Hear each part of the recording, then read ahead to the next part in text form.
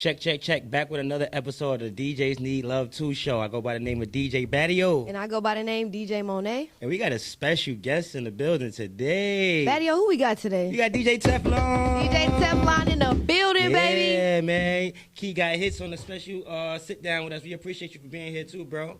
I thank y'all for having me. Thank y'all for having me. What's up? I feel the same way. I appreciate y'all having me. I'm a fan of the show. I watch what y'all doing for the DJ culture. And, you know, I be in y'all DMs like, yo, I'm available. I'm free. Yo, when? So I'm just happy to be here. I had to, I call Monae and Trap all the time. I said, we have to get this guy, DJ Telphon, on the show. He speaks facts on his IGs. I'm always on his lives.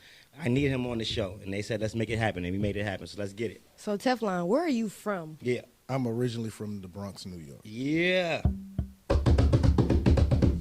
But I get hyped when I hear the New York stuff. I moved here in the late 90s, so, like, I graduated high school here. Okay. So do people consider you from Atlanta, or do they consider you New York still? How do you feel about that? Because I've been called, I'm from Atlanta now. I'm definitely from here. No disrespect to New York, but Yeah. at this point in my life, I've lived here longer than there. Okay. So I'm definitely from here. Right. But New York is what made me who I am, so I still big up New Yorkers and keep it in high regard. Right. So to piggyback on Monet's question, how did you get that name, DJ Telphon? All right, let's see. How did this go? Okay. So my homeboy, Felix Murray, owns Dreams ATL before it's Mansion Alon. Okay. And I'm in the club every day with equipment. I'm fucking with it. This is Serato days where you had to have the Serato box. Right. So I'm fucking with it. With the CD? Yeah, with the CDs. Shit. So they letting me DJ like in the opening room. And one of my favorite songs to play was Who Shot Ya? And Big used to be like Thunder and Shaking the Concrete. So for a while, everybody was calling me DJ Thunderous. Like to this day, there's a few people that be like, yo, DJ Thunderous, what's up? And my mentor, big shout out to Don Cannon, he was like, yo, that is not it. DJ Thunderous, that sounds like a stripper name. Shout out to Don Cannon, man. That is not it. And he was like, yo, Teflon Don, the Teflon's Ron. What's wrong with that? Yeah. And the dude who designed my logo spelt it with a PH instead of FL so I could own the rights to my name. So that's how that one ended up happening. That was hard, Mo. That was hard. All right, so since you're the highest DJ on the planet, Yeah. Mm-hmm. tell us about this Burna deal. Well, you're the tour DJ for Burna. I am the How tour did that DJ come for about? Okay, so I started. Well, first, what makes you the highest DJ? Because I wanted to challenge that. Well, I like to smoke. what makes you the dope, highest right? DJ on the planet? First off, I've been smoking way longer than I've been DJing, and Yeah. I've been DJing for a while. But I had smoking locked in first. Okay. Monet, when I see him for the first time, he was at a festival, killing that shit. He pulled a blunt out at a festival for R&B, and I said, I need him. Yeah, I did pull out the. I did. Yeah, I was like, there. It's not too many places I go to that I work at that you can have me DJ and I'm not firing up. Yeah. Like just recently, I almost got banned from Vegas. Now the dude, big shout out to Ozzy, he's from the Bay, so he's familiar with Burna. He knows the whole camp and everything. Yeah. I'm DJing Dre's After Hours. I'm like 3 songs into it, and I smell it. Now, mind you, upstairs, Jeezy was performing that night, so we were smoking in VIP and everything's cool. Okay. So now we downstairs in After Hours, and I smell it because I didn't want to be the first person to do it. Yeah. And as soon as I smelled it, I was like, all right, cool. Yeah. And before I could get 2 puffs in, yo, you can't be doing that. Yo, chill. Yo, I know you work for Cookies. Tell them stop. Wow. I'm first off, I'm a fire up everywhere, and I'm still going to function. You know how many DJs I've smoked under the table at work? Like, not on purpose. You say you smoke, I smoke, let's get high. So do you feel like it's a challenge for you to be high and DJ at the same time? It's so not a challenge. Like, in my earlier stages, I practiced a lot. Yeah. I already smoked weed. I practice. I'm just going to smoke weed while I practice. So, like, I have so much experience, like DJing and smoking weed is second nature to me. Right. Like, I got a joint in my lips, it's hanging there. I'm not gonna miss no transitions. I'm paying attention. Like, it's just kind of built into my genetics of how I maneuver DJing. So I see you have one of those cases on the table. Is that one of your Telphon cases? This is one of my Telphon cases. So can you tell any new DJ how important is it to brand outside of DJing? Yes. It's extremely important. I got 3 on back order. You already know that. It's extreme. I got some for y'all in my bag. Yes, sir, Ski. It's extremely important because it's only but a certain amount of time you can DJ. Right. It's only about a certain amount of, like, okay, the DJ life, let's just use nightclub. It's only 5 hours, 7 days a week. Yeah. Okay, you got day parties on Saturday and Sunday, but really we're talking 10 to 3 Friday, Saturday, Sunday, and you might have some earlier it's not a lot of time. Like, it's no daytime portion unless you're in the corporate circuit. So who don't want to make money when they not working? Like, when I leave here, I got a bag full of cases I need to take to the post office. What's that? Shopify already paid me. I can't wait to put these in the mail. So now I can spend the money. Once I've shipped out your product, that's my money now. That's hard, man.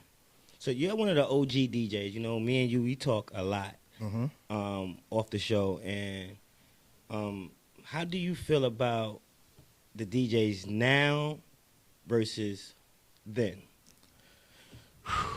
You get this sync has taken over a lot, but how do you feel about that? Okay, being an OG in the game, I respect it. Then we gonna ask you, Keish. We gonna ask you. I appreciate being considered an OG. Respected OG, not just an OG. I appreciate That's different. that. Because I did promotions, flyers, websites, I was familiar with the game before I started DJing. Like, I'm gonna bring up the person who designed my logo. He used to be AG Entertainment, Cloud9's graphic person. Dope. He was charging Ethan in the days where people were getting 100 for a design, 150. Ethan was charging 250, 300 just for a design before having it printed. And that was then. That was then. So, I'm at this time becoming the in-house graphics person for Cloud9. And Ethan kind of took me under his wing because he was too busy and he was tired of arguing with promoters about money. And he was like, Teph, well, this ain't even Teph. This is Tehran. Never be the cheapest. Never be the cheapest. Because even at your lowest rate, after doing business with you a whole lot of time, they're going to try to go under your lowest. So even at your lowest, after a certain point, they're going to try to renegotiate to make you go down. And if you're at your lowest, do you want to go down? So always start high and stand on your price. Wow. I understand getting your weight up and your, the experience, but why take $500 out of my mouth so you can make $200? So I don't like that, and I don't like not knowing the history of DJing. Yeah. Different doesn't mean better. Different can mean this promoter owes me $2,000 and is trying to stall me on paying, and I'm not coming to work, so they call you. That doesn't make you better. That just makes you different. Different, yeah. I agree with that. And because I was like this. Everybody thinks they're further along in their career. I'm nicer than what I am. And at certain point, what you think in your head and your actual skill set catches. But a lot of times you're up here and your skill set is here. Yeah. And it slowly, just remember that. Like, there's nothing wrong with being on and not on, but being hungry and ready and this, that, and the third. But your more seasoned DJs, what we are is people you can count on. That's what, when there's an extra $100,000 on the line because AG Entertainment done booked Future, we who they count on. Like, it's who wants mistakes when there's an extra $150,000 on the line? Who need, like, and I'm not trying to shoot at no younger DJs. I got my DJ book bag in here. It's nowhere I can set up the DJ that in my book bag I'm not ready for. And some DJs are ready for boards. Some DJs are ready for controllers. Some DJs are ready for turntables. You never know what's going to be there. Right. And let's say I'm somewhere with Burna and I've asked for what I wanted. Because I'm not able to function with this, is Burna supposed to miss out on $100,000? Yeah. So I know you work on what you have in front of you, but that's not the industry standard. Wow. Who wants to bring their board with them everywhere? Learn the other equipment. Like, I hate when a young DJ needs to put a board down and there's some CDJs there. Yeah.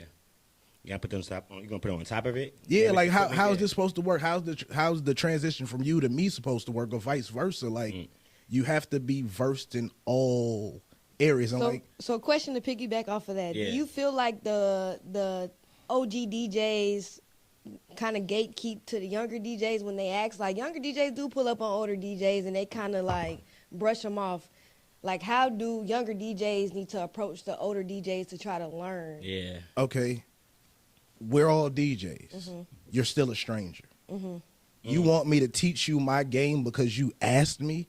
And what area or business is that cool? Yeah. Yeah. Where I'm just going to tell you the game for nothing and we don't know each other or have a relationship. Yeah, that's why I asked. So how would you want somebody to, I guess, approach you as far as like, I feel like we pick and choose who we choose to help. Like, Yep. for example, I'm pretty sure 1 million people asked Don Cannon Yeah. to teach them how to DJ. Yeah. He took me under his wing, and for 3 to 4 years, I rode with him every day because I wanted to see what a DJ did outside of DJing. Yeah. But I'm pretty sure somewhere there was somebody that was mad because Cannon didn't choose them to take under his Same wing. thing, yeah. You can't make me choose who I want to work with. True. Or who I want to help, because And he's still a GOAT. we're all DJs at this Yeah. table. Yeah. The worst thing in the world is for somebody to ask you for help and in 6 months they're not doing it. Yeah. You've wasted both of our time. So when we're initially having this, hey, can you help me conversation? I don't even know how serious you are about doing this because I don't know you. I say the same. Yeah. And I'm working right now. So right now on my mind mainly is this 2 minute, minute and a half clock I have to have before I play the next song. Yep. So I'm not trying to be long-winded with you. I'll give you my real deal phone number. Yeah. And if I'm available, I'll tap in with you. But right now, I am brushing you off because all DJs know we on the clock. Yeah. Sometimes it's 30 seconds, sometimes it's a minute, sometimes it's 2 minutes. But we're on the clock, and the longer I talk to you, I'm not figuring out where I'm going next. Yep. A lot of the new DJs watch this show. So right now, if you didn't have a pen and paper out just now, what you doing? You know what I'm saying? Monae, let's go into our flower segment. Okay, so we just need you to give 3 DJs their flowers. Any DJ that has motivated you to become a DJ, maybe helped you on your journey. Okay. And a disclaimer, you know a lot of DJs. So don't get mad if he didn't say your name, all right? I'm going to start with people who were super instrumental in making my career DJ-wise. I've already mentioned Don Cannon. I'm not even going to put him in this list because I don't feel like he's deserving of this list. But Don Cannon has graduated to pass the flower set, right, Trap? Don Cannon has been mentioned by every single DJ that came on the show. So Wow. he just has flowers. Him, Drama, they just got flowers. That's Khaled, yeah. Capri. yeah. all of them. Okay. They get the big flowers every time we do it, every time we air a show. I'm going to start with someone who's probably never been mentioned on this show. His name is the International Master Mo. Master Mo used to host the front room in Dreams. And he taught me about swagger on the mic and still being able to DJ. Now, Mo at one time shifted into hosting and having someone come and DJ, but Mo was one of the best at entertaining while still DJing and not missing a beat. Master Mo don't get enough flowers, and he don't even DJ no more, but in my career, he taught me about swagger and being a cool-ass nigga on the mic. Okay. Secondly, I'm going to go with C Styles. C Styles, yeah. I've heard of C Styles. I was in the McDonald's flavor battle, and I learned how to DJ in CDJ times. It was a turntable contest. C Styles let me come to his house every day. Now, mind you, before I started DJing, I knew C Styles because I did graphics. So it's an easier conversation. Hey, C Styles, you're my homeboy. Where's C Styles from? C Styles is originally from New York, but From New he York, lives right? in- Yeah, okay, cool. C Styles He's is a my scratcher, homeboy. scratch. Man, he just scratch. And- Scratch. And that's who I wanted to, because Yeah. at the time, to my availability, that was the best person. Right. C Styles was my friend before coming into DJing, so me asking him for help Big flowers. is not a stretch because that's my homeboy and he can see my seriousness and my eagerness to do this. So C Styles taught me just how to use turntables. Like, I'm not a turntablist, but my knowledge of turntables comes from C Styles. That's 2, yeah. And Dope 2, bro. and 3, I'm gonna go with my brother DJ Ace, DJ Ace. the other guy. Yeah.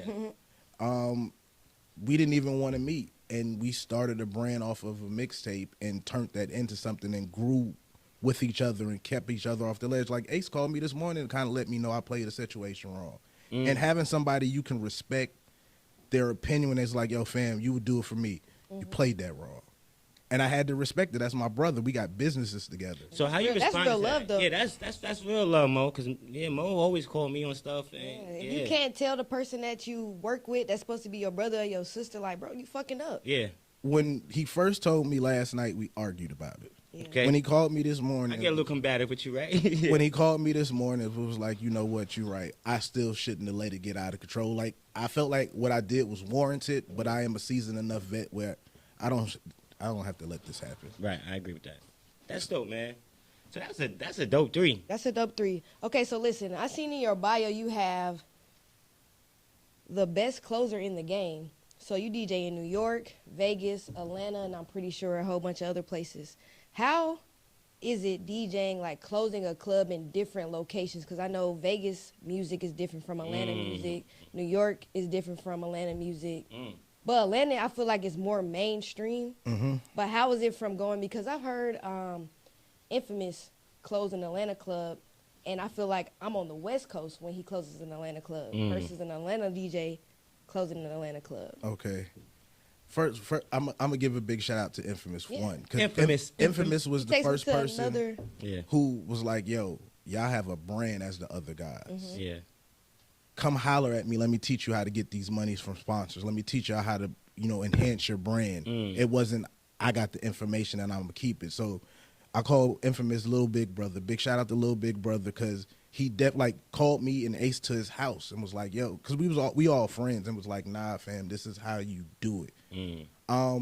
Using Infamous as an example, Infamous used to close the Velvet Room when being on tour. Shout out to the Velvet Room. Yeah. And I used to, as an up-and-coming DJ, used to, in my mind, give Infamous hell. Wait, so at this time, he's popping and you coming up. I'm coming up. I'm not, because Infamous held that spot, I'm not able to get into it. Okay. And I used to be mad that Infamous may not have known the latest songs or went to his go-to set, but it still moved the party. So like she said, it feels like a West Coast set. I don't have to close with the top 20 Atlanta songs to show you a good time. Yep. Nice.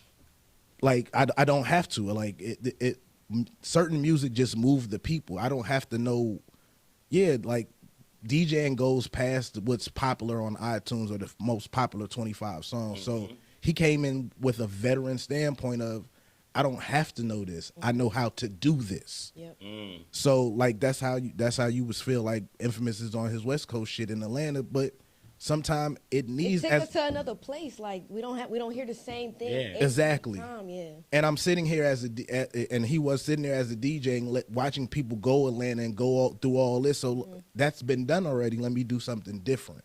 And I feel like that comes with a certain kind of confidence. And I don't mean no disrespect to nobody who hasn't been on the road. That comes with a certain kind of confidence of being on the road, being in different venues other than what's in your city. Like me, you can drop me in any city, I'm gonna be all right. So when you're on tour, and like certain songs just work worldwide. Right.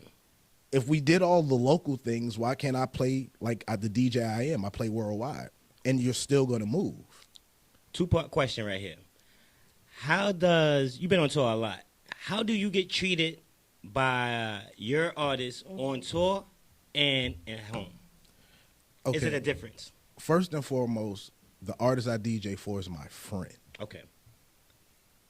It's all the way different. Like on tour, they put you in the best position to be comfortable to do your job. Okay.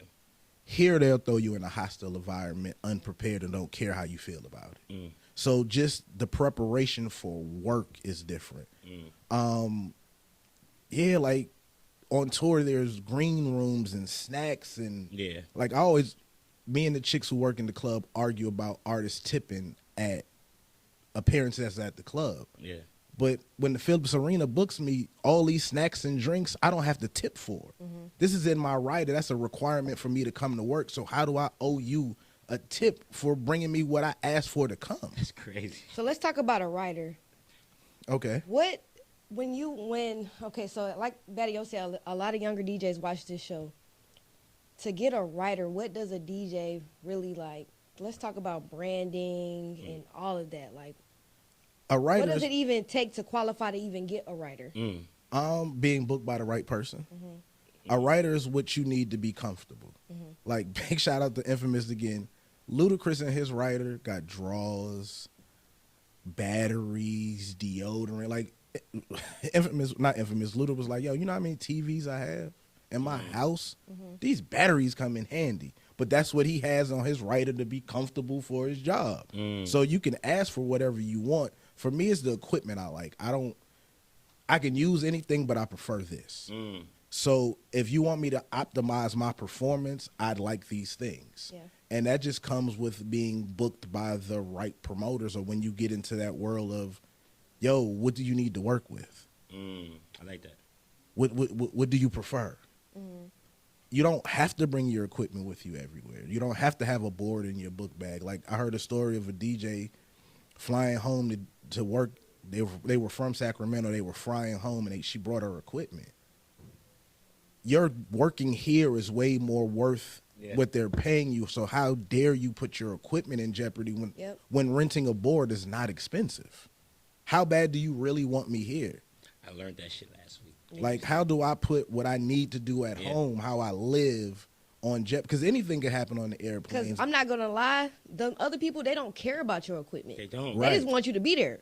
They don't care about your equipment. But like you're saying, they don't care if you don't care. So now we about to go into our would you rather segment. Yeah. Would I rather? It's like, would you rather this or that? So I'm going to put 20 seconds on my phone. Battio's going to ask you a series of questions. I think slow. You can't think about it. But all right, let's do it. Telling me cannot think, Mo. You can't think. All right, so don't judge me when these answers fly right off my head. You ready? Let's do it. Give me the countdown. 3, 2, 1. Reggae versus Afrobeat. You're thinking. 3 parking versus no tabs. Damn. You're thinking. No, I'm not thinking. Friends versus. Hold on. Stop. These are things. These are things that I don't want to choose between. Nope, you got to choose one. It's called the Would You Rather step. I'd rather play both. I need both of those in my writer. But would you rather? In the world of life, we will ask you, would you rather sometimes. Okay. Ready? Let's start it over, Trap. You ready? 1, 2, 3. Vinyls or CDJs? CDJs. Tour or residency? Tour. Headphones or no headphones? Headphones. The Rain 1 or the Rev 7?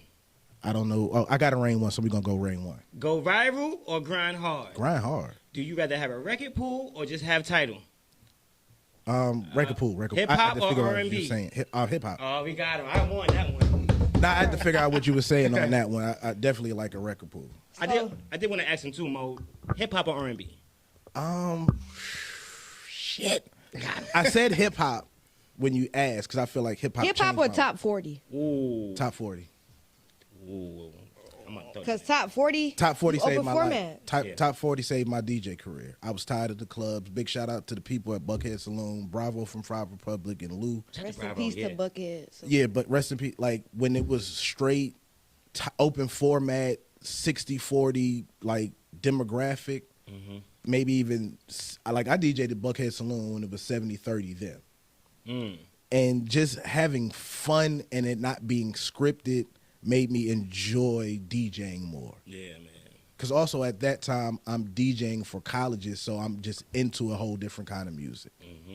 So Telphon, for the 1 time, for the 2 time, for the 3 time, why do DJs need love? We got a hard fucking job. Look at that camera right there. That's your camera. We got a hard... Now look at that camera. I look at them all. It's a hard job. It's a lot playing on our night, on how we perform, and everybody downgrades what we mean to wherever we're at. Like, no disrespect to club owners. I appreciate what y'all have done for my life, but a club is nothing but a liquor store that plays music. Facts, though. Damn. What hookah? God. And you gotta have a hookah. You add hookah. He put the 40 cal out. You add hookah in it. And the only reason why this makes you different from a liquor store is the music allows you to upcharge the experience. And what's the experience without music? Like, the club's aesthetics is important. It being nice, it being safe, cute girls being there, dope staff being there, all the elements. But what is all that without the music? Yeah. And we're the first one to work and the last one to get paid. That's why DJs need love. Can you give DJs one more tip? One tip. One tip. A Serato tip. A Serato tip. Can I give you a business tip and not a Serato tip? Let's do the business tip. Let's do the business tip. Get your shit in order. LLC yourself. Like, I was watching a clip about the dude who was breaking down what costs to rent equipment. Yeah. Yep. Production, yeah. If you don't want to go that route, LLC yourself and LLC a sound company and make it seem like you're putting it off on somebody else. This is the sound company I use. Call them. They'll send you an invoice. Because some people don't want to give you all the money, but if there's an extra cost of sound, yo, this is the sound company I use. And that could be you. You get the same email. You tell them what the fuck you want to tell them. But when you have your business in order, the respect grows. Like, I ain't trying to be funny. Get you some business credit. Like, I DJ for somebody, I'm not going to say no names, on October 28th. I got my check Black Friday. Rent past that time. Rent's already almost due. So when you have a credit card or something to maneuver slow-paying promoters or just a slow-paying check system, Gem. Put your rent on your credit card, like, Gem. pay it back when you get the check, because everything doesn't fall in line. What's it called, Battio? Gems. Like, let's say, shit, today, rent's due. You have to work tonight. First, baby. You have to work tonight and the promoter don't got it. You might be living that close to the edge that $300 to $500 is going to fuck up you rent paying. But if you had your shit together and you could put that on your credit card and pay that, because, you know, I feel like it's a 52-week season. Yeah. If you don't got me tonight, you got me next week. If I've been working with you. So yeah. I can't sit here and pout and, Yep. you know, put on if out of a 52-week season, you're on time 48 weeks. Right. It was a slow week for everybody. Yeah. It's rent. So if you're able to maneuver yourself and still not hurt yourself, because, like, end all be all, if I need my money, I got to ask you. Mm-hmm. But if you put yourself in a space to have a safety net where you don't have to let the promoter know, like, I don't want you to know I need you that much. Okay. Just me personally. Yeah, exactly. Like, even when I didn't have it, I'll pay a $150 late fee before I argue with you about Yep. my money, especially, again, Yep. when you're on time 48 Talk weeks. your shit. Yeah. Exactly, yeah. So Yeah. have your shit together. It's easy to have your shit together, get you some business credit about yourself, and just be able to maneuver the bumps in the road. Monae. I feel like I'm having a conversation with family right now. Like, This is what we wanted to do, man. yeah. So let us know what you got going on for the rest of the year, and then we finna close it out. For the rest of the year and Put from that now case into up, bro. eternity, And where's my case? Yeah, it's the the highest Tef- DJ in the world. What we doing? it's the Telphon Case. Because I DJ and I go to work, I don't want to sit there, and I roll joints. I don't want to sit there with, because I have my kid home. Let me see if I Yeah, let's advertise. That's what it's about. So if I'm at work and I'm working, this is what I bring to be able to roll my situation. And I usually have a grinder. Y'all see how easy that was for him to pull that out? So instead of doing all that, you just take your time at home and just roll you up a couple at work, and just when you need it, Can you I grab take it. the Yeah, absolutely. That's fine. Take you one out of there for later if that's what you do. Advertise for the Do you camera. know, as a DJ, when you sitting up there rolling a blunt That's and you so got to fine. get to the next song, you know how, you do understand? When I seen him promoting that, I said, this motherfucker talking to me right now. You know what I'm saying? I love free You- shit. I'm definitely a roller in the I got I one. love I got a free girl one for you. Ooh. Cause Teflon case. Cause I'm a Telphon lady Case, first. man. Thank you. The DJs. I got Need one Love for too, you. so, man.